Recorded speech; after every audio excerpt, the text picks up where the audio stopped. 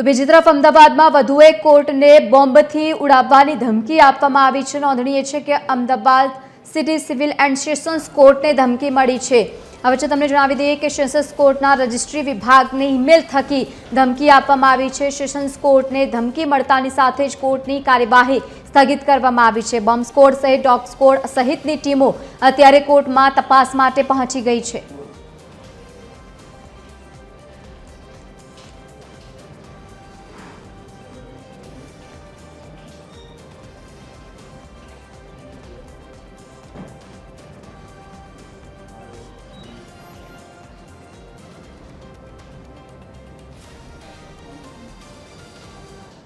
City civil and sessions કોર્ટને બોમ્બથી ઉડાવી દેવાની ધમકી મળતા સિટી સિવિલ સેશન્સ કોર્ટમાં બોમ્બ સ્ક્વોડની ટીમ અહીંયા આવી પહોંચી હતી। તમામ જે કોર્ટના જે લોકો છે, જે વકીલો છે, તેઓને કોર્ટ ખાલી કરવા માટેની સૂચના આપવામાં આવી હતી।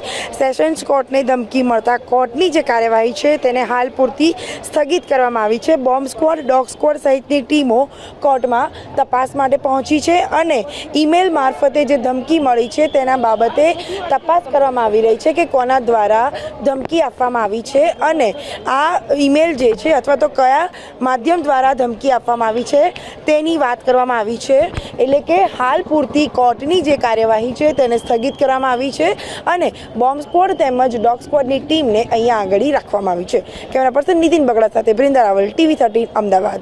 સિટી સિવિલ અને સેશન્સ કોર્ટને બોમ્બથી ઉડાવી દેવાની ધમકી આપવામાં આવી હતી। આપણી સાથે પ્રમુખ છે, તેમની સાથે વાત કરીશું। સર, શું મેલ મળ્યો હતો અને શું મેલ આવ્યો હતો? સવારના 11 વાગે જ્યારે કોર્ટ ખુલે ત્યારે સ્મોલકોસ કોર્ટ જે બીજા માળે અહીંયા કાર્યરત છે એમના રજિસ્ટ્રાર શ્રીમાળી સાહેબે જોયું કે આવા પ્રમાણેનો મેળ છે આત્મઘાતી હુમલો કરવા માટેનો 3RDXનો। એટલે એની જાણકારી એમને પ્રેસિડેન્ટ તરીકે તરત મને ફોરવર્ડ કરી। એટલે મેં મારા સાથીદારોને, બીજા વકીલ મિત્રોને, પક્ષકારોને તરત મેલની જાણકારી કરી કે આવી ધમકીવાળો મેલ આવ્યો છે ભાઈ, એટલે સાવચેતી રાખવી। એ પછી પોલીસ અધિકારીઓને જાણ કરી। એટલે કરંટ PI પોતે દોડતા આવ્યા અને એમને અહીંયા માહિતી મેળવીને ડોગ સ્ક્વોડ પણ બોલાવી લીધો છે અને ડોગ સ્ક્વોડ હાલ તપાસ કરી રહ્યો છે અને તપાસ થાય એના અંતે જે કદાચ કશું ના નીકળે તો કોર્ટો ફરી કાર્યરત ચાલુ થઈ જશે। સર, અત્યારે કોર્ટની વાત કરવામાં આવે તો કોર્ટમાં જે કાર્યવાહી હતી તેને સ્થગિત કરવામાં આવી છે। ક્યાં સુધી સ્થગિત કરવામાં આવશે અને આગામી શું કાર્યવાહી કરવામાં આવશે? 1:55 સુધીનો તો આમાં ધમકીનો મેલ ઉલ્લેખ જ કરેલો છે।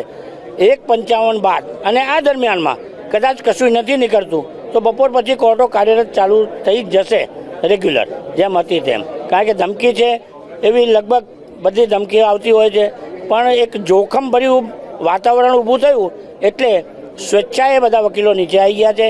કોર્ટોએ પણ સ્વેચ્છાએ આમ કામથી અળગા રહેવા માટેનું કહી દીધું છે।